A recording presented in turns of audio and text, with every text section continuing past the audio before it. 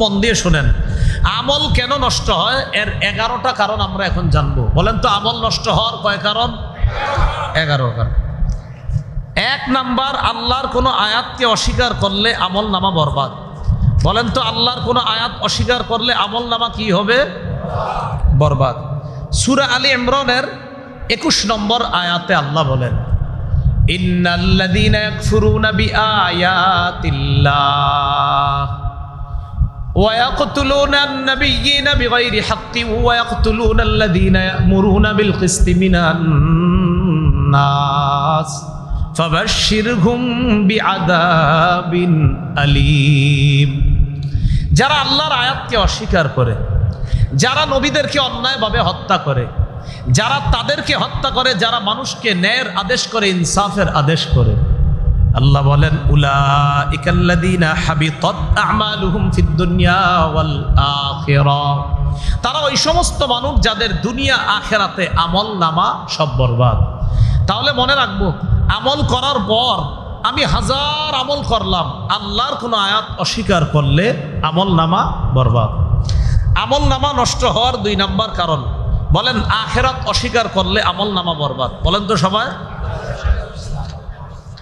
সূরা আরাফের 147 নম্বর আয়াতে আল্লাহ পাক রব্বুল আলামিন বলেন, ওয়াল্লাযীনা কাযযাবু বিআয়াতিনা ওয়া লিকাইল আখিরাতি হাবিতাত আমালুহুম। যারা আমার আয়াতগুলোকে অবিশ্বাস করে, যারা আখিরাতের সাক্ষাৎকে অবিশ্বাস করে, হাবিতাত আমালুহুম, তাদের আমলনামা বরবাদ। সূরা কাহফের 103-104 নম্বর আয়াতে আল্লাহ বলেন, কুল হাল নুনাব্বিউকুম বিল আখসারিনা আমালা। নবী আপনি বলেন, আমি কি তোমাদেরকে তাদের ব্যাপারে বলবো যারা আমলে অধিক ক্ষতিগ্রস্ত? আল্লাযীনা দাল্লা সাইয়ুহুম ফিল হায়াতিদ দুনিয়া ওয়া হুম ইয়াহসাবুনা আন্নাহুম ইউহসিনুনা সুনআ। যাদের দুনিয়ার জীবনের সমস্ত চেষ্টা প্রচেষ্টা ব্যর্থ, যারা মনে করে আমরা ভালো কাজ করেছি, অথচ তাদের অবস্থা হলো এই, উলাইকাল্লাযীনা কাফারু বিআয়াতি রাব্বিহিম ওয়া লিকাইহি। তারা তাদের রবের আয়াতগুলাকে অস্বীকার করে, রবের সাথে সাক্ষাতের বিষয়টা তারা অস্বীকার করে। ফাহাবিতাত আমালুহুম, ফলে তাদের আমলনামা সব বরবাদ। ফালা নুকিমু লাহুম ইয়াউমাল কিয়ামাতি ওয়াজনা। আল্লাহ বলেন কিয়ামতের ময়দানে তাদের আমলের কোনো ওজন আমি আল্লাহ নির্ধারণ করব না, সাব্যস্ত করব না। অনেক খেলোয়াড় আছে যারা অনেক দান করে, বড় বড় হসপিটাল বানায়, তাদের ট্যাটু আপনারা হাতের মধ্যে আঁকেন, তাদেরকে দিয়ে ফেসবুকে স্ট্যাটাস দেন আর বলেন তারে আমার এই কারণে ভালো লাগে, তার 50টা হসপিটাল আছে এই জন্য ভালো লাগে। আবার ট্যাটু আঁকেন, আবার ফেসবুকে দেন, আবার আপনি একজন মুসলমান, কিন্তু যার ব্যাপারে লেখছেন তিনি মুসলমান না, কিন্তু তার এমনি ভালো কাজ আছে, কিন্তু কি না মুসলমান না। তো আল্লাহ কি বলে দেখেন, ওয়াহুম ইয়াহসাবুনা আন্নাহুম ইউহসিনুনা সুনআ। তারা মনে করে তারা ভালো কাজ করছে, কিন্তু তাদের আমল নামা বরবাদ, তারা আমলে অধিক ক্ষতিগ্রস্ত। কেন? তারা আল্লাহর আয়াতকে অস্বীকার করে।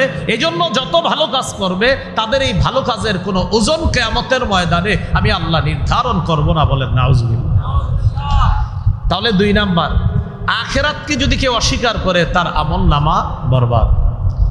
3 নাম্বার আমল নামা বরবাদির কারণ, বলেন প্রদর্শন প্রিয়তা। বলেন তো, কেউ যদি কোনো আমল করে এই নিয়তে যে আমি মানুষকে খুশি করব, আমল নামা বরবাদ, আল্লাহ আমল কবুল করবে না। 12-2 নম্বর পৃষ্ঠা সূরা হুদের 15-16 নম্বর আয়াতে আল্লাহ বলেন, মান কানা ইউরিদুল হায়াতাদ দুনিয়া ওয়া জিনাতাহা নুওয়াফি ইলাইহিম আমালাহুম ফিহা ওয়া হুম ফিহা লা ইউবখাসুন। যে ব্যক্তি দুনিয়া চায়, আমি আল্লাহ দুনিয়াতে তাকে পরিপূর্ণ দিব, তাকে একটু কম দেওয়া হবে না। এরপরে আল্লাহ বলেন, উলাইকাল্লাযীনা লাইসা লাহুম ফিল আখিরাতি ইল্লান নার। তারা ওই সমস্ত ব্যক্তি আখিরাতে আগুন ছাড়া তারা কিছুই পাবে না। বলেন আখিরাতে কি ছাড়া কিছুই পাবে না? আগুন। ওয়া হাবিতা মা সানাউ ফিহা, তারা দুনিয়াতে যত ভালো কাজ করছে সব নষ্ট হয়ে যাবে। কেন? তারা মানুষকে দেখানোর জন্য করছে, দুনিয়াতে যা পাওয়ার সব কামাই করে ফেলছে। নাসাই শরীফের 3140 নম্বর হাদিস। এই হাদিসের মধ্যে আসছে এক ব্যক্তির ব্যাপারে আল্লাহ নবীর কাছে জানতে চাওয়া হলো, আরাআইতা রাজুলান গাযা ইয়ালতামিসুল আজরা ওয়াদ যিকরা ফামা লাহু ইয়া রাসূলুল্লাহ। হুজুর, এক ব্যক্তির ব্যাপারে আপনার কাছে জানতে চাই, যেই ব্যক্তি জিহাদের ময়দানে জিহাদ করছে, তার নিয়ত হলো সওয়াব কামাই করা আর মানুষকে দেখানো, মানুষ আমাকে বাহবা দিবে। ফামা লাহু ইয়া রাসূলুল্লাহ, হুজুর সে কি পাবে, তার প্রতিদান কি? فقال رسول الله صلى الله عليه وسلم لا شيء له, আল্লাহ নবী বললেন সে কিছুই পাবে না। فأعادها ثلاث مرات, তিনবার আল্লাহ নবীকে এই প্রশ্ন আবার পুনরাবৃত্তি করার পর আল্লাহ নবী বললেন লা শাইআ লাহু, ওই ব্যক্তি কিছুই পাবে না, তার আমলনামায় কিছুই যোগ হবে না। এরপর আল্লাহ নবী বলেন ইন্নাল্লাহা লা ইয়াকবালু মিনাল আমালি ইল্লা মা কানা লাহু খালিসা, আল্লাহ ওই ব্যক্তির আমল কবুল করেন না যে ব্যক্তি ইখলাসের সাথে আমলটা আল্লাহর জন্য না করেন। ওয়াবতুগিয়া বিহি ওয়াজহুহু, আল্লাহকে সন্তুষ্টির জন্য যদি আমল না করা হয় ওই আমল আল্লাহ কবুল করেন না। তাহলে 3 নাম্বার, কাউকে দেখানোর জন্য যদি আমল করেন আমল নামা বরবাদ। 4 নাম্বার, এটা বলেন সবাই, বলেন শিরিক করলে আমল নামা বরবাদ। কি করলে? রমজানে 30টা রোজা রাখছেন, 30টা রোজা রাখার পর ঈদের দিন আপনার আব্বার কবর জিয়ারত করতে গেছেন, মাশাআল্লাহ ভালো, কবর জিয়ারত খারাপ না। আব্বার কবর জিয়ারত করার পর এবার আরেক আব্বার কবর জিয়ারত করতে গেছেন, মানে সম্পর্কে আব্বা বলতে নাকি দুনিয়াতে যে উনিও আমার বাবার মতো, এটা খারাপ না, এটাও খারাপ না। একজন মুরব্বীরা আপনি বলতে পারেন আহারে আমার বাবার বয়স, এটা হইতে পারে। সেজদাটা দিছে কেউ না দেখলো, দেখছে কে? খালাস, সব শেষ। সওয়াব কে দিবে? রোজা কার জন্য? সওয়াব দিবে কে? শিরিক যে করছে দেখছে কে? তো আপনারে বুঝি সওয়াব দিবে? আপনি আল্লাহর জন্য রোজা রাখছেন, মাশাআল্লাহ, সওয়াব দিবে আল্লাহ, মাশাআল্লাহ। তো সেজদা দিছেন কেন? তো হুজুর কেউ দেখে নাই তো। তো যিনি সওয়াব দিছে দিবে তিনি তো দেখছে। আমল নামা সব বরবাদ। সূরা জুমারের 65 নম্বর আয়াতে আল্লাহ বলেন ওয়ালাকাদ উহিয়া ইলাইকা ওয়া ইলাল্লাযীনা মিন ক্বাবলিকা লাইন আশরাকতা লায়াহবাতান্না আমালুকা ওয়া লাতাকুনান্না মিনাল খাসিরিন। নবী আপনার প্রতি আর আপনার পূর্ববর্তী নবীদের প্রতি এই মর্মে ওহী প্রেরণ করা হয়েছে, যদি আপনি শিরিক করেন। সবাই আমার সাথে বলেন তো কি বলছে আল্লাহ? যদি। আবার বলেন যদি। আলেম ছাড়া অন্যরা বলেন তো এ আপনি কে? নবী। হ্যাঁ, এ আপনি কে? নবীকে আল্লাহ বলতেছেন আপনি যদি শিরিক করেন, নবীদের আমলের কোনো শেষ নাই। আল্লাহ নবীরে বলে আপনি যদি শিরিক করেন, নবীদের আমলের কোনো শেষ নাই। ওই নবীকে আল্লাহ বলে আপনি যদি শিরিক করেন লা ইয়াহবাতান্না আমালুকা, অবশ্যই অবশ্যই আপনার আমলনামা সব বরবাদ। নবীরে বলতেছে নবীদের আমলের শেষ নাই, শিরিক করলে আমল বরবাদ। আমাদের কোনো আমল নাই, আবার আবেগে আমরা সিজদা মারাই। নবীদের আমলের শেষ নাই, আল্লাহ বলছেন শিরিক করলে আমল বরবাদ। আমাদের আমলের কিচ্ছু নাই, এরপরে আবার আবেগে দেই সিজদা কবরে। তো আমলের এমনি নাই, আবার শিরিক করে সব বরবাদ। তাহলে 4 নাম্বার, এই শরীয়তপুরের মানুষ মনে রাখেন, জীবনে যা করেন আর না করেন স্বপ্নেও শিরিক করেন। কিভাবে বলছি? মানে স্বপ্নে যদিও শিরিক আপনি করলে এটা কিছু না, স্বপ্নে তো আপনি স্বপ্ন আপনার হাতে না, কিন্তু আল্লাহর কাছে বলবেন আল্লাহ জানা অজানা শিরিক যেন না করি, স্বপ্নেও যেন শিরিক না করি, এটা আল্লাহরে বলবেন। মানে আপনি গুরুত্বটা বুঝাইবেন, আল্লাহ জাগ্রত অবস্থায় তো করবই না, আমি যেন স্বপ্নেও শিরিক না করি। সহিহ বুখারীর 1237 নম্বর হাদিস, জিবরিল আমিন আল্লাহ রাসূলকে বলছেন বাশশির উম্মাতাক আন্নাহু মান মাতা মিন উম্মাতিকা ওয়া হুয়া লা ইউশরিকু বিল্লাহি শাইআ দাখালাল জান্নাহ। আপনার উম্মতকে সুসংবাদ দেন, যে ব্যক্তি অবস্থায় মারা যাবে যে সেই শিরিক করে না, সরিষার দানা পরিমাণ ঈমানও যদি থাকে, একদিন না একদিন সে জান্নাতে যাবে। তাহলে বলেন তো স্বপ্নেও কি করব না? আমলনামা বরবাদির 4 নাম্বার কারণ শিরিক করা। 5 বলেন আল্লাহ যা নাজিল করেছে, বলেন তার কোনো একটাকে অপছন্দ করলে আমলনামা বরবাদ। বলেন আমাদের মধ্যে কেউ যদি আল্লাহর নাজিলকৃত সবগুলা বিধান পছন্দ করে, শুধু সুদের বিধানটা অপছন্দ করে, আমল নামা বরবাদ। একজনের কোরআনের সব ভাল লাগে, হ্যাঁ শুধু সুদ যে হারাম, এইটা একটু কেমন হয়ে গেল না হুজুর। তো আপনি এই যে সুদের বিধান যদি অপছন্দ করেন, আর আপনি যুক্তি দিলেন ব্যবসায় লাভ হয়, এটা সুদেও লাভ হয়। আল্লাহ বলছেন ব্যবসার লাভ হালাল, সুদের লাভ হারাম, বাস এটা আল্লাহর ফয়সালা। কারণ আপনার এই বিধানটা পছন্দ না, সব পছন্দ, বাস আমল নামা সব বরবাদ। সূরা মুহাম্মদে আল্লাহ পাক রব্বুল আলামিন বলেন, যালিকা বিআন্নাহুম কারিহু মা আনজালাল্লাহ ফাআহবাতা আ'মালাহুম। সূরা মুহাম্মদের 9 নম্বর আয়াতে আল্লাহ বলেন, তাদের ব্যর্থতার কারণ হলো এই, তারা অপছন্দ করেছে ওই জিনিস যা আল্লাহ নাজিল করেছে, তা অপছন্দ করেছে। ফাআহবাতা আ'মালাহুম, ফলে আল্লাহ তাদের আমল নামা বরবাদ করে দিয়েছে। বলি নাউজুবিল্লাহ। এগুলো 5 নাম্বার কারণ।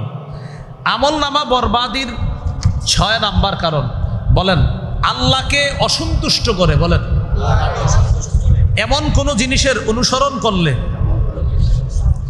আমল নামা বরবাদ। সূরা মুহাম্মদ 28 নম্বর আয়াতে আল্লাহ পাক রব্বুল আলামিন বলেন, যালিকা বিআন্নাকুম ইত্তাবাউ মা আসখাতাল্লাহ, তাদের ব্যর্থতার কারণ হলো এই, তারা অনুসরণ করেছে এমন জিনিসের যা আল্লাহকে রাগান্বিত করে দেয়, আল্লাহকে অসন্তুষ্ট করে। ওয়াকারিহু রিদওয়ানাহু ফাআহবাতা আ'মালাহুম, এবং তারা অপছন্দ করেছে ওই জিনিস যা আল্লাহ পছন্দ করে, ফলে ফাআহবাতা আ'মালাহুম, তাদের আমলনামা আল্লাহ বরবাদ করে দিয়েছে। 7 নাম্বার কারণ, আল্লাহর রাস্তায় যদি কাউরে বাধা দেন তো আপনার আমলনামা বরবাদ। সূরা মুহাম্মদের 32 নম্বর আয়াতে আল্লাহ বলেন, ইন্নাল্লাযীনা কাফারু ওয়া সাদ্দু আন সাবিলিল্লাহি ওয়া শাক্কুর রাসূলা মিন বা'দি মা তাবায়্যানা লাহুমুল হুদা লা ইয়াদুররুল্লাহা শাইআ ওয়া সায়ুহবিতু আ'মালাহুম। যারা কাফের, যারা আল্লাহর রাস্তা থেকে মানুষকে বাধা দেয়, যারা আল্লাহ রসুলের বিরোধিতা করে, হেদায়েত স্পষ্ট হওয়ার পরেও তারা আল্লাহর কোনো ক্ষতি করতে পারবে না, আর আল্লাহ তাদের আমলনামা সব বরবাদ করে দিবে। বলি নাউজুবিল্লাহ। এই গেল 7 নাম্বার। 8 নাম্বার একটু বলেন, আল্লাহর নবীর সাথে বেয়াদবি করলে আমলনামা বরবাদ। এই যুগে যদি নবীর সুন্নতের সাথে কেউ বেয়াদবি করে, আমলনামা বরবাদ। এখানে একটা বিষয় আমি বলে দেই, কখনো কখনো ইখতিলাফি কিছু বিষয় থাকে। কি বিষয়? এই ইখতিলাফি বিষয় থাকে যে বিষয়গুলো এমন যে ইমাম শাফির মতে একটা উত্তম, ইমাম আবু হানিফার মতে আরেকটা উত্তম, মানে উত্তম নিয়ে মতভেদ। ইমাম আবু হানিফা রহমতুল্লাহ আলাইহি বলতেছেন এটা উত্তম, ইমাম শাফি বলতেছেন এটা উত্তম, ইমাম মালিক বলতেছেন এটা উত্তম। যেমন ইমাম শাফি রহমতুল্লাহ আলাইহি একটাকে উত্তম বলে, ইমাম আবু হানিফা আরেকটাকে উত্তম বলে। সবাই দলিল আছে সবার পক্ষে, কিন্তু এই কথাগুলো আলোচনা করতে গিয়ে আমরা যেন অন্য পক্ষকে ব্যঙ্গ না করি। কি না করি? সাবধান, এটা আমরা না করি, ব্যঙ্গ। যেমন আমি একটা বিষয় নিয়ে আলোচনা করতেছি, তো করলে এটা বলতে পারি যে হাদিসের মধ্যে এই কথাটা আছে, বাকি এটা দুর্বল, এই কথাটা আছে, এটা শক্তিশালী। কিন্তু সেখানে যেন এরকম ব্যঙ্গ না করি যে অমুকে এরকম করে আর আমি ব্যঙ্গ করলাম না। হাদিসে থাকলে তো রসুল করেছে, এটা ব্যঙ্গ করার সুযোগ নাই। এই জন্য ইখতিলাফি মাসালা আলোচনায় ভদ্রতা, যথেষ্ট ভদ্রতা বজায় রেখেছেন আমাদের ইমামগণ। ইমাম শাফি রহমতুল্লাহ আলাইহি ইমাম আবু হানিফাকে যেই পরিমাণ তাজিম শ্রদ্ধা করতেন, ইমাম আহমদ ইবনে হাম্বল ইমাম আবু হানিফাকে তাজিম শ্রদ্ধা করতেন, ইমাম মালিক তো ইমাম আবু হানিফার সাথে ইলমি বিষয়ে কথা বলতে বলতে সারা রাত কাটায় দিতেন, সারা রাত কাটায় দিতেন। তাহলে তাদের মাঝে পারস্পরিক শ্রদ্ধা ছিল। কিন্তু আমরা যেন কোনো মতভেদপূর্ণ মাসালা আলোচনা করতে গিয়ে সাবধান, কোনো অবস্থাতেই যেন সুন্নাহকে ব্যঙ্গ না করি। কাকে ব্যঙ্গ না করি? সুন্নাহকে। হ্যাঁ, এটা মাথায় রাখা। সূরা হুজুরাতের 2 নম্বর আয়াতে আল্লাহ বলেন, লা তারফাউ আসওয়াতাকুম ফাওকা সাউতিন নাবিয়্যি, তোমরা নবীর আওয়াজের উপর তোমাদের আওয়াজকে উঁচু করবা না। ওয়ালা তাজহারু লাহু বিল কাউল কাজাহরি বাদিকুম লিবাদ, তোমরা একে অপরের সাথে যেমনি জোর গলায় কথা বলো, নবীর সামনে এরকম জোরে কথা বলবা না। এতে আনতাহবাত আমালুকুম, তোমাদের আমলনামা বরবাদ হয়ে যেতে পারে। বলি নাউজুবিল্লাহ। এগুলো 8 নাম্বার। 9 নাম্বার বলেন, সদকা করে খোটা দিলে আমল নামা বরবাদ। বলেন তো আবার সদকা করে খোটা দিলে আমল নামা বরবাদ। আল্লাহ পাক রব্বুল আলামিন সূরা বাকারার 264 নম্বর আয়াতে বলেন, ইয়া আইয়ুহাল্লাযীনা আমানু লা তুবতিলু সাদাকাতিকুম বিল মান্নি ওয়াল আযা। হে ঈমানদারগণ, তোমরা তোমাদের সদকাগুলা খোটার মাধ্যমে আর কষ্ট দেওয়ার মাধ্যমে নষ্ট করে দিও না। সদকা করলেন, খোটা দিলেন, কিরে তুই এরকম করতেছস, গত মাসে না তোরে 2000 টাকা দিলাম, ভুলে গেছস এত তাড়াতাড়ি? আপনি বললেন, এখন আপনি যে খোটাটা দিলেন, যারে দিছেন ওই বেটা খাইয়া শেষ, এর তো কাজ হয়ে গেছে, খাইছি একটু উপকার তো হয়েছে। আর আপনি সদকা করছিলেন, আপনি যেই নিয়তে করছিলেন, খালাস সব শেষ হয়ে গেছে। যে খাইছে বেটার লাভ হয়ে গেছে, সদকা করছেন। কিন্তু আপনি যে খোটা দিছেন এত তাড়াতাড়ি ভুলে গেলি, আপনার আমল নামা বরবাদ। এই সদকার যে সব পেয়েছিলেন সব আল্লাহ নষ্ট করে। এগুলো 9 নাম্বার। 10 নাম্বার বলেন, আল্লাহর ব্যাপারে অমূলক কথা বললে আমল নামা বরবাদ। সহিহ মুসলিমের বর্ণনা, নবীজি বলেন, এক ব্যক্তি আরেক ব্যক্তির ব্যাপারে বলে, আমার দিকে তাকান, আল্লাহর কসম আল্লাহ অমুককে মাফ করবে না, নির্দিষ্ট করে বলে ফেলছি, নাউজুবিল্লাহ বলেন। মানে আমি কসম করে বললাম আল্লাহ তাকে মাফ করবে না, কসম করে বললাম, এরকম কথা বলা যাবে না। আল্লাহ কি তাকে মাফ করবে না না করবে আমি জানি, এই জন্য নির্দিষ্ট করে বলা যাবে না যে অমুককে মাফ করবে না। হ্যাঁ, এরকম বলা যায় যে 3 ব্যক্তির দিকে আল্লাহ তাকাবে না। কোন 3 ব্যক্তি? এমন 3 ব্যক্তি, কিন্তু এটা বললেন না যে তুমি, এরকম বলা যাবে না। আল্লাহ অমুকরে ক্ষমা করবে না, কাকে? যে এই অপরাধ করে, কিন্তু এটা বললেন না যে আপনি, এটা বলা যাবে না। সহিহ মুসলিমের বর্ণনা, নবীজি বলেন, এক ব্যক্তি আরেক ব্যক্তির ব্যাপারে শপথ করে বলছে, ওয়াল্লাহি লা ইয়াগফিরুল্লাহু লিফুলান, আল্লাহর কসম আল্লাহ অমুককে মাফ করবে না। সাথে সাথে আল্লাহ বলতেছেন, মাল্লাদাল্লাযী ইয়াতাআল্লা আলাইয়া, এই ব্যক্তির সাহস হইল কিভাবে এই কথা বলার, যে আমি আল্লাহর ব্যাপারে কসম খেয়ে বলতেছে আমি আল্লাহ নাকি মাফ করবো না অমুককে। যার নবী আপনি জানায়া দেন, কদ গফারতু লাহু, ও যার ব্যাপারে বলছে আমি মাফ করবো না, আমি আল্লাহ তাকে মাফ করে দিই। আর ও আহবাত্তু আমালাক, তুমি তোমার আমল নিয়ে বড়াই করছো, তোমার আমল নামা বরবাদ করে দিল। তাহলে আল্লাহর ব্যাপারে অমূলক কথা বললে আমল নামা বরবাদ। 11 নাম্বার, সর্বশেষ বলেন, গোপনে বারবার গুনাহ কইরা তওবা না করলে। আপনি গোপনে অনেক গুনাহ করেন, সামনে এমনি আমলের পাহাড়, কিন্তু গোপনে প্রচুর গুনাহ করেন, কিন্তু তওবা করেন না। আমল নামা আল্লাহ অদেখা বিক্ষিপ্ত ধুলার মতো বানায়া দিবে, যেটা দেখা যাবে না। ইবনে মাজার বর্ণনা, রাসূল সাল্লাল্লাহু আলাইহি সাল্লাম বলেন, লা আ'লামান্না আকওয়ামান, আমি এমন এক জাতিকে চিনি, যেই জাতি আতুনা ইয়াউমাল কিয়ামা বিআমসালি জিবালি তিহামা বাইদা, কিয়ামতের ময়দানে তিহামা এলাকার শুভ্র পাহাড়ের মতো, বিশাল পাহাড়ের মতো আমলনামা নিয়ে উপস্থিত হবে কিয়ামতের মাঠে। ফায়াজআলুহাল্লাহু হাবাআম মানসুরা, এই পাহাড়ের মতো আমল নামা আল্লাহ বিক্ষিপ্ত ধূলিকণার মতো বানায়া দিবে, অদেখা বিক্ষিপ্ত ধূলিকণার মতো বানায়া দিবে। সাহাবীগণ বললেন, ইয়া রাসূলুল্লাহ, তারা কারা যারা এত আমল করার পরেও কিয়ামতের ময়দানে তাদের আমলের কোনো মূল্য থাকবে না? নবী বলেন, তারা দেখতে তোমাদের মতো, তাদের চামড়াও তোমাদের চামড়ার মতো। ইয়াখুযুনা বিল্লাইলি কামা তাখুযুনা, রাতে তোমরা যেমন ইবাদত করো তারাও ইবাদত করবে, তবে এরা যখন গোপনে পর্দার আড়ালে যায়, ইনতাহাকুহা হাত্তা ইদা খালাউ বিমাহারিমিল্লাহি ইনতাহাকুহা, এরা যখন গোপনে কোনো হারাম কাজের মধ্যে যখন গোপনে দেখে, পর্দার আড়ালে দেখে আমারে কেউ দেখে না, বাস ওই সময় এই হারামটা এরা বারবার করে, আর বারবার কইরা তওবা করে না। কিয়ামতের ময়দানে তাদের হাজারো পরিমাণ আমল নামা, পাহাড়ের মতো আমল নামা আল্লাহ বিক্ষিপ্ত ধূলিকণার মতো বানায়া দিবে, আমল নামা সব বরবাদ। মনে আসেনি? কি মনে আছে? ইল্লাল্লাযীনা আমানু ওয়া আমিলুস সলিহাত, সূরা নাহলের ৭৮ নম্বর আয়াতে আল্লাহ বলেন, 14 বার আয়াত, ওয়াল্লাহু আখরাজাকুম মিন বুতুনি উম্মাহাতিকুম লা তা'লামুনা শাইআ ওয়া জা'আলা লাকুমুস সামআ ওয়াল আবসারা ওয়াল আফইদা লাআল্লাকুম তাশকুরুন। আল্লাহ তোমাদেরকে তোমাদের মায়ের পেট থেকে বের করেছেন এমন অবস্থায় যে তোমরা কিছু জানতে না, আইসা খালি ওয়া ওয়া করছে। সত্যি না? আমরা কি দুনিয়াতে আইসা কিছু জানতাম? আল্লাহ বলেন, ওয়া জাআলা লাকুমুস সামআ, শ্রবণ শক্তি তোমাকে আল্লাহ দান করলেন, ওয়াল আবসারা, দৃষ্টি শক্তি দান করলেন। অনেক সময় বাচ্চা আসার পর দেখবেন চোখ খোলে না, টেনশনে পড়ে যায় আত্মীয় স্বজনরা, ঘটনা কি? 1-2 দিন হয়ে যায়, এরপরে চোখ খোলে। আল্লাহ বলে এজন্য আমার মুখাপেক্ষী কি হও, আরে আমি তো দৃষ্টি শক্তি তো আমি দিব। ওয়াজআলা লাকুমুস সামআ, আল্লাহ তোমাদের শ্রবণ শক্তি দেন, ওয়াল আবসারা, দৃষ্টি শক্তি দেন, ওয়াল আফইদা, অনুধাবন শক্তি, অন্তঃকরণ আল্লাহ দান করেন। কেন? লাআল্লাকুম তাশকুরুন, বড় হয়ে যেন আল্লাহর শুকরিয়া আদায় করতে পারো। এখানে আল্লাহ আমাদেরকে এখনো সুন্দরভাবে রাখছেন, দিল থেকে বুঝে শুনে বলেন আলহামদুলিল্লাহ। এই যে আমার কথা শুনতেছেন, শ্রবণ করার শক্তি কে দিছে?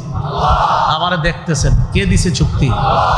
আবার কথাগুলা অন্তরে বুঝতেছেন, কে দিছে? আল্লাহ কয় তুই একটু আমার শুকরিয়া আদায় কর। তাহলে প্রথম কথা হলো লাকাদ খালাকনাল ইনসানা ফি আহসানি তাকওয়িম। তাওরাতেও বলছি, ইনজিলেও বলছি, কোরআনেও বলছি, মানুষকে সর্বোত্তম আকৃতিতে সৃষ্টি করেছি।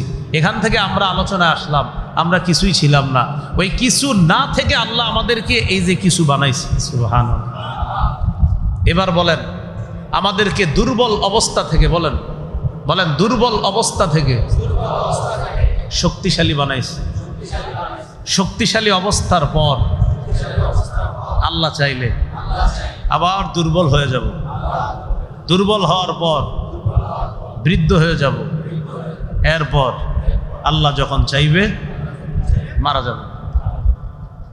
তাহলে কিছুই ছিলাম না, ওখান থেকে একটা অস্তিত্বে আনছে। এবার আল্লাহ কি বলে দেখেন, 21 পারা 9 নম্বর পৃষ্ঠা, সূরা রুমের 54 নম্বর আয়াত। আল্লাহুল্লাযী খালাকাকুম মিন দুআফ, আল্লাহ ওই সত্তা যিনি তোমাদেরকে সৃষ্টি করেছেন দুর্বল অবস্থা থেকে। সুম্মা জাআলা মিন বাদি দুআফিন কুওয়া, এরপর দুর্বল অবস্থা থেকে তোমাদেরকে শক্তিশালী করেছেন আল্লাহ। সুম্মা জাআলা মিন বাদি কুওয়াতিন দুআফা ওয়া শাইবা, এরপর শক্তিশালী অবস্থা থেকে আবার আল্লাহ দুর্বল বানাবেন, দুর্বল অবস্থা থেকে আবার আল্লাহ বৃদ্ধ বানায়া দিবেন। আল্লাহ বলেন ইয়াখলুকু মা ইয়াশা ওয়া হুয়াল আলিমুল কাদির, আল্লাহ যা চান তা সৃষ্টি করেন। আলিম, তিনি সর্ব জ্ঞানের অধিকারী, আল কাদির, তিনি সর্বময় ক্ষমতার অধিকারী। তাহলে আমরা দুর্বল ছিলাম, ওই নুতফা ছিলাম, সেখান থেকে শক্তিশালী বানিয়েছেন। শক্তিশালী অবস্থা আলহামদুলিল্লাহ এখনো আছি। আবার অনেকে বৃদ্ধ হয়ে গিয়েছেন, অনেকে বাড়িতে আছে, মন চাইতেছে ওয়াজে আসতে, তো পারতেছে না দুর্বল অবস্থার কারণে। যে রব আমাদেরকে এখনো শক্তি সামর্থ্য রেখেছেন, সেই রবের শুকরিয়া আদায় করণার্থে বলি আলহামদুলিল্লাহ। তাহলে শ্রবণ শক্তি কে দিস? দৃষ্টি, অন্তঃকরণ, এটাই লাকাদ খালাকনাল ইনসানা ফি আহসানি তাকওয়িম। এবার দেখেন কি বলেন, সূরা ইনফিতরের মধ্যে আল্লাহ বলেন ইয়া আইয়ুহাল ইনসানু মা গাররাকা বিরাব্বিকাল কারীমিল্লাযী খালাকাকা ফাসাওয়াকা ফাআদালাক ফি আইয়ি সূরাতিন মা শাআ রাক্কাবাক। দেখেন কি বললাম, সূরা ইনফিতর আয়াত নম্বর 7 ও 7 নম্বর আয়াতে আল্লাহ বলেন ইয়া আইয়ুহাল ইনসান, হে মানুষ, মা গাররাকা বিরাব্বিকাল কারীম, কিসে তোমাকে ধোকায় ফেলায়? বিরাব্বিকাল কারীম, তোমার সম্মানিত রবের ব্যাপারে কে তোমাকে ধোকায় ফেলায়? আল্লাযী খালাকাকা ফাসাওয়াকা ফাআদালাক, যিনি তোমাকে সৃষ্টি করেছেন, ফাসাওয়াকা, সুগঠিত করেছেন, ফাআদালাক, সুষম করেছেন। নাক, চোখ, কান, যেখানে যারটা দেওয়া দরকার সেখানে দিয়েছে। ফি আইয়ি সূরাতিন মা শাআ, আল্লাহ যেই আকৃতিতে ইচ্ছা রাক্কাবাক, তোমাকে আল্লাহ গঠন করেছেন। আল্লাহ যেই আকৃতিতে চেয়েছেন সেই আকৃতিতে, সুন্দর আকৃতিতে আল্লাহ তোমাকে গঠন করেছেন। তাহলে লাকাদ খালাকনাল ইনসানা ফি আহসানি তাকওয়িম, আল্লাহ বলেন অবশ্যই আমি আল্লাহ মানুষ সৃষ্টি করেছি সর্বোত্তম অবয়বে, সর্বোত্তম আকৃতি দিয়ে। বলি আলহামদুলিল্লাহ। এরপর আল্লাহ পাক রব্বুল আলামিন দেখেন কি বলে, সুম্মা রাদাদনাহু আসফালা সাফিলিন, তারপর আমি মানুষকে পৌঁছে দেই আসফালা সাফিলিন, হীনতার নিম্ন পর্যায়ে, হীনতার নিম্ন পর্যায়ে, অথবা হীনগ্রস্ত যারা, যারা হীন তাদের সবচেয়ে নিম্ন পর্যায়ের হীন যারা, তাদের চরম পর্যায়ের হীনতার মধ্যে আমি মানুষকে পৌঁছে দিই। এটার দ্বারা কি উদ্দেশ্য? মানুষকে হীনতার নিম্ন পর্যায়ে পৌঁছায় মানি। এই আয়াতের দুটি ব্যাখ্যা। এক নাম্বার ব্যাখ্যা, যারা ঈমান আনে না, ঈমান ছাড়া যারা মারা যাবে, আল্লাহ তাদের উদ্দেশ্যে বলতেছে এই মানুষগুলাকে আমি, যারা হীন, ওই হীনদের মধ্যে সবচেয়ে নিম্ন পর্যায়ে যারা থাকবে, এই জাতীয় ঈমান যারা না আনবে, তাদেরকে আমি সবচেয়ে নিম্ন পর্যায়ে পৌঁছে দেই। অথচ আমি আল্লাহ তারে সৃষ্টি করছি উত্তমভাবে। কাফের দেন, কাফের, মুশরিক, বেঈমান, মুনাফিক, আল্লাহ বলছেন সব মানুষকে আমি সর্বোত্তম অবয়বে সৃষ্টি করছি। তো কাফের যারা, তাদেরকে সুন্দরভাবে বানাইছে আল্লাহ। আল্লাহ কয় এ ঈমান না আনার কারণে সবচেয়ে নিম্ন পর্যায়ের হীন যারা, সেখানে আমি আল্লাহ এই সুন্দর মানুষটাকে আবার পৌঁছায় দিই। এটা এক নাম্বার ব্যাখ্যা। দুই নাম্বার ব্যাখ্যা, দুই নাম্বার ব্যাখ্যায় উদ্দেশ্য হবে, বলেন ঈমানদার এবং বেঈমান। বলেন ঈমানদারদের বয়স বাড়ে কিনা, মানে অর্থাৎ বয়স যাইতে যাইতে বৃদ্ধ হয়, বেঈমানরাও বৃদ্ধ হয়। তো এই আয়াতে ঈমানদারও বুড়া হবে, বেঈমানও বুড়া হবে। আল্লাহর উদ্দেশ্য হলো ঈমানদার বৃদ্ধ হওয়ার পর তার যৌবনের সেই চেহারা থাকবে না, কাফের বৃদ্ধ হওয়ার পর তার যৌবনের সেই চেহারাটা থাকবে না। তো মজার ব্যাপার হলো, ঈমানদার মৃত্যুর পর সে যখন জান্নাতি হবে, তার ওই চির যৌবন সে আবার লাভ করবে। কিন্তু কাফের যে তার এই যৌবনমুক্ত চেহারাটা হারাবে, উত্তম আকৃতিটা যে একবারে হারাবে, এই আকৃতি সে আর ফিরে পাবে না। এটা হলো সুম্মা রাদাদনাহু ফি আসফালা, সুম্মা রাদাদনাহু আসফালা সাফিলিন। তাহলে আসফালা সাফিলিন, চূড়ান্ত নিম্ন পর্যায়ের হীন করে দিব, মানে ঈমানদার বুড়া হবে, বেঈমানও বুড়া হবে। ঈমানদার যৌবন হারাবে, বেঈমানও যৌবন হারাবে। মৃত্যুর পর ঈমানদার আবার যখন জান্নাতি হবে, চির যৌবন লাভ করবে, চেহারা এত সুন্দর হবে, সৌন্দর্যতা বাড়তেই থাকবে। কিন্তু বেঈমান যে তার যৌবনের রূপ লাবণ্য হারাবে, এটা আর কখনো সে ফিরে পাবে না। সুম্মা রাদাদনাহু আসফালা সাফিলিন, সবচেয়ে নিম্ন হীন পর্যায়ে আমি আল্লাহ এই সুন্দর মানুষটাকে পৌঁছায়। তাহলে বলেন তো, ঈমানদার উনিও একটা পর্যায়ে পৌঁছবে, চেহারা হারাবে, সৌন্দর্য হারাবে, কিন্তু তার এই সৌন্দর্যটা হারানোটা হলো মৃত্যুবরণ করবে, ইনশাল্লাহ আবার জান্নাত পাবে, চির যৌবন লাভ করবে, যৌবনের সেই রূপ লাবণ্য আল্লাহ আবার ফিরিয়ে দিবে। বেঈমান তার রূপ লাবণ্য হারাবে বৃদ্ধ বয়সে, বেঈমান অবস্থায় মারা যাওয়ার কারণে সে আর কোনোদিনও তার ওই রূপ লাবণ্য যৌবন সে ফিরে পাবে না।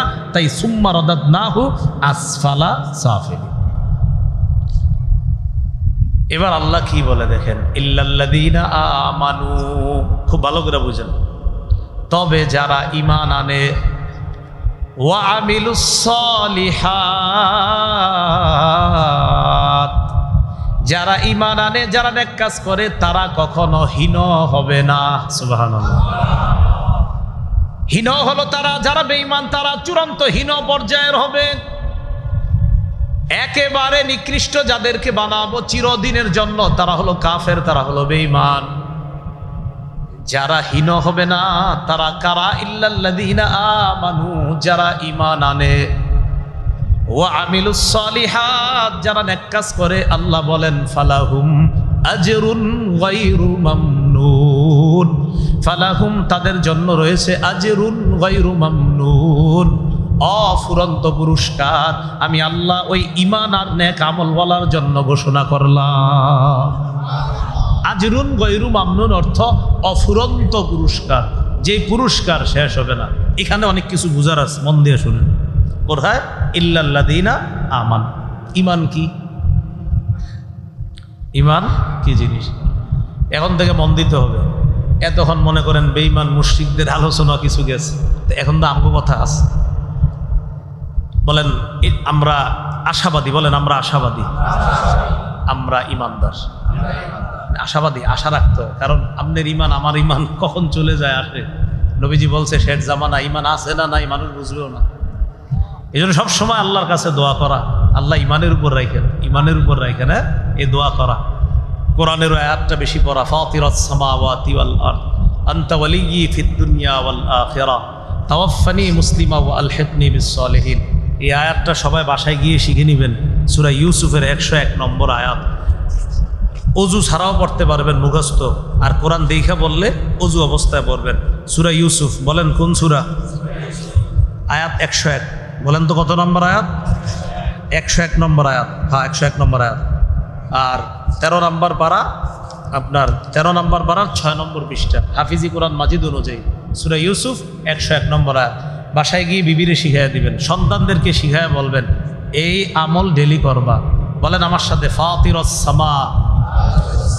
ফাতিরাস সামাওয়াতি ওয়াল আরদ আনতা ওয়ালিয়্যি ফিদ দুনিয়া ওয়াল আখিরাহ তাওয়াফফানি মুসলিমা ওয়া আলহিকনি বিস সালিহিন। হে আসমান জমিনের সৃষ্টিকর্তা, দুনিয়া আখেরাতে আপনি আমার অভিভাবক, মুসলমান অবস্থায় আমার মৃত্যু দিয়েন, মৃত্যুর পর নেককারদের সাথে আমাকে মিলিয়ে দিয়েন। এটা আল্লাহ শিখিয়ে দিয়েছে। অতএব আপনি নিশ্চিত থাকেন, আশাবাদী, এই দোয়া ডেলি যদি করেন আল্লাহ ইমানি হালাতে মৃত্যু দিবেন। কোরআনের আমল তো আল্লাহ শিখিয়ে দিয়েছে। ইউসুফ নবী আমল করতেন, নেতৃত্ব পাওয়ার পরেও, নবুয়ত পাওয়ার পরেও, রাজত্ব পাওয়ার পরেও, ক্ষমতা পাওয়ার পরেও এই আয়াত কেন পড়তেন? এই দোয়া ইউসুফ নবী কেন করতেন? যে আল্লাহ নবুয়ত দিলেন, রাজত্ব দিলেন, ক্ষমতা দিলেন, খাদ্য ভাণ্ডারের দায়িত্ব দিলেন, আল্লাহ সব দিছেন ঠিক আছে, কিন্তু আসলে আমার কোনো যোগ্যতা না, সব যোগ্যতা আপনার। একজন নবী যে আল্লাহ এগুলো আমার কোনো যোগ্যতা না, সব তো আপনার। নবুয়ত আপনি দিয়েছেন, আমাকে খাদ্য ভাণ্ডারের দায়িত্ব আপনি দিয়েছেন। আল্লাহ মরণের সময় মুসলমান অবস্থায় মায়া করে আপনি আমার মৃত্যু দিয়ে দিন। তো নবী যদি এই দোয়া করে, আমাদের কি দোয়া করা উচিত? আল্লাহ আমাদেরকে আমল করার তৌফিক দান করে। তো ঈমান, ইল্লাল্লাযীনা আমানু, যারা ঈমান আনে। ঈমান কি জিনিস? তাসদীকুন নবী সাল্লাল্লাহু আলাইহি ওয়াসাল্লাম মা জাআ, রাসূল সাল্লাল্লাহু আলাইহি সাল্লাম যা নিয়ে এসেছে সব বিশ্বাস করার নাম ঈমান। নবীজি যা নিয়ে এসেছে সব বিশ্বাস করার নাম কি? ঈমান। সহিহ মুসলিমের বর্ণনা 8 নম্বর হাদিস, শুরুর দিকে আছে হাদিসটা। ওমর ইবনুল খাত্তাব রাদিয়াল্লাহু তাআলা আনহুর বর্ণনা, এক ব্যক্তি নবীর কাছে আসছে। নবীজির কাছে আসার পর নবীরে 4টা প্রশ্ন করছে। বলেন তো কয়টা? বলেন ইসলাম, ঈমান, ইহসান, কিয়ামত। এই 4টা প্রশ্ন করছে। তো আমাদের আলোচ্য বিষয় শুধু ঈমান, শুধু ঈমানেরটা বলি। ওই ব্যক্তি নবীজিরে প্রশ্ন করছে, আখবিরনি আনিল ঈমান, হে মুহাম্মদ সাল্লাল্লাহু আলাইহি ওয়াসাল্লাম ঈমানের ব্যাপারে আমাকে বলেন। নবীজি বললেন, আনতুমিনা বিল্লাহ ওয়া মালাইকাতিহি ওয়া কুতুবিহি ওয়া রুসুলি।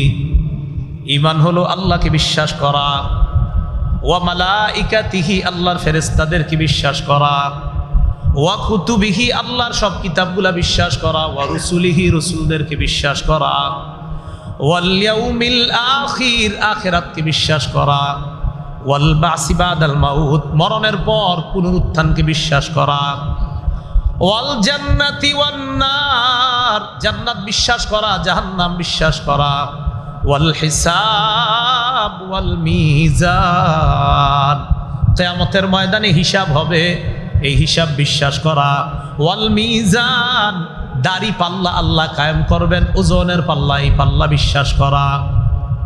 আর কি? ওয়াল কদরি কুল্লিহি খাইরিহি ওয়া শাররিহি মিনাল্লাহি তাআলা, ভালো মন্দ এই ভাগ্যের সব কিছু আল্লাহর পক্ষ থেকে, এটা বিশ্বাস করার নাম ঈমান।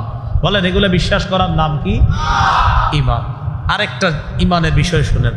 বলেন আমার জীবনে যা কিছু ঘটে সেটা ঘটার ছিল, এটা বিশ্বাস করা।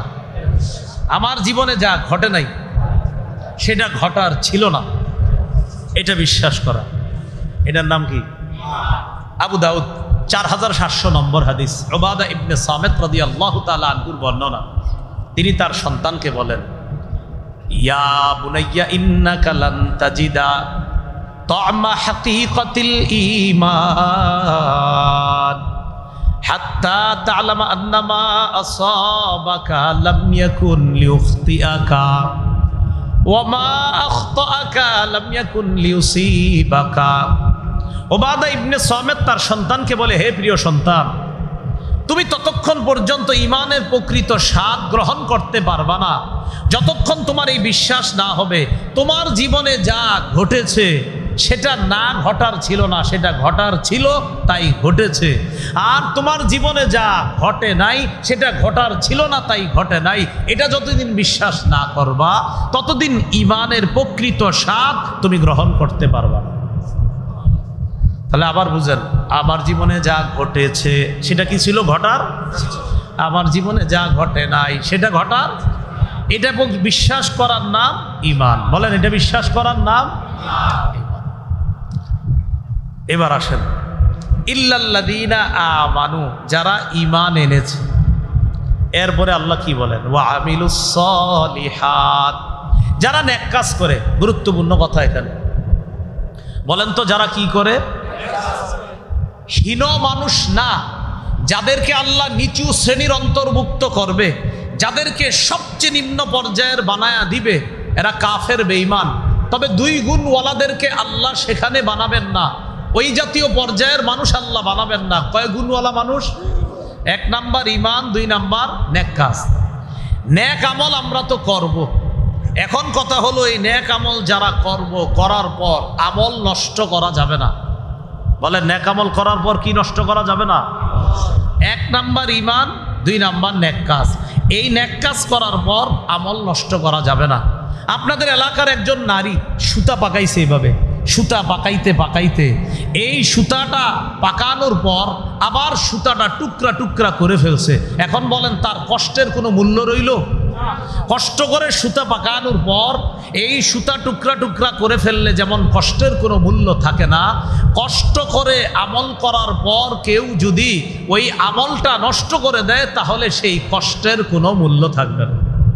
দলিল সূরা নাহলের 92 নম্বর আয়াত। আল্লাহ বলেন, ওয়ালা তাকুনু কাল্লাতিনা কাদাত গাজলাহা মিন বাদি কুওয়াতিন আনকাসা। আল্লাহ বলেন, তোমরা ওই নারীর মতো হয়েও না যেই নারী শক্তভাবে সুতা পাকানোর পর এই সুতা আবার টুকরা টুকরা করে ফেলে, এই নারীর মতো তোমরা হয়েও না। অর্থাৎ যেই নারী শক্ত করে সুতা পাকানোর পর টুকরা টুকরা করলে তার কষ্টের কোনো মূল্য থাকে না, আমল কষ্ট করে করার পর এই আমল নষ্ট করে দিও না। সূরা মুহাম্মদের 33 নম্বর আয়াতে আল্লাহ বলেন, ইয়া আইয়ুহাল্লাযীনা আমানু আতিউল্লাহ ওয়া আতিউর রাসূল ওয়া লা তুবতিলু আমালাকুম। হে ঈমানদারগণ, তোমরা আল্লাহর আনুগত্য করো, রাসূলের আনুগত্য করো, তোমরা তোমাদের আমলসমূহ নষ্ট করে